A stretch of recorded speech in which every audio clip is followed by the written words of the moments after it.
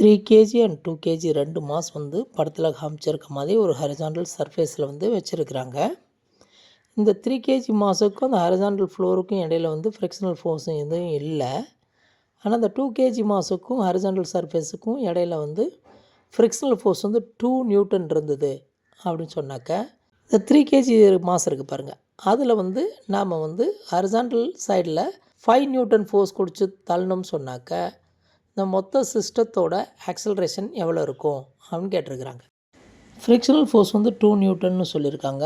அது பார்த்திங்கனாக்க எப்போயுமே ஃப்ரிக்ஷனல் ஃபோர்ஸ் வந்து opposite to the actual movement of the சிஸ்டமாக இருக்கும். அப்போ வந்து 5 நியூட்டன் கொடுத்து நாம் பிளாக் ரெண்டையும் தள்ளுறோம். அதுக்கு ஆப்போசிட் சைடில் 2 நியூட்டன் இருக்கனால எஃபெக்டிவாக வந்து 3 நியூட்டனுக்கு தான் இந்த 2 மாஸும் மூவ் ஆகும்.